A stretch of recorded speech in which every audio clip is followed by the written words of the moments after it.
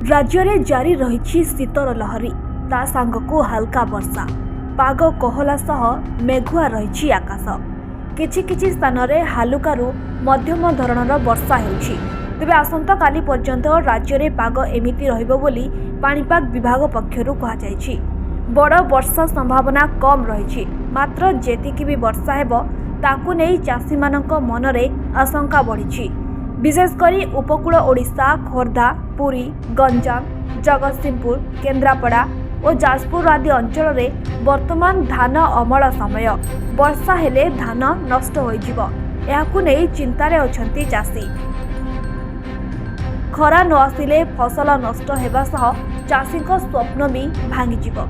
मास मास धरी करिथिबा परिश्रम वृथा होई पारे बोली चाषी माने चिंता प्रकट करिसंती। गुरुवार राज्य में पाग कोहला रही। आज अनुगुल ढेंकानाल केन्दुझर मयूरभंज सोनपुर बौद्ध नुआपड़ा बलांगीर कलाहांडी कंधमाल नवरंगपुर रायगड़ा कोरापुट और मालकानगिरी गोटे दुईटी स्थान में वर्षा लगी रही।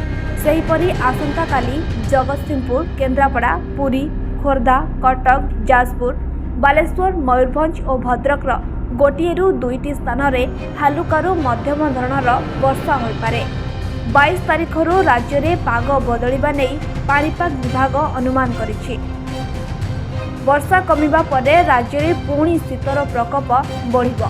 पश्चिम केंद्रीय बंगोपसागर में थिबा लघुचाप उत्तर तमिलनाडु और दक्षिण आंध्र उपकूल आड़कू मुहाइबो। उत्तर दिगरे गति करी आंध्र उपकूल आड़कू मुहाई पारे। आज 22 तारिख पर्यंत ओडिशा उपकूल में मत्स्यजीवी मानकु समुद्र भितर को जीवाकू बारण करा जायछि। Bureau report Kalinga today live.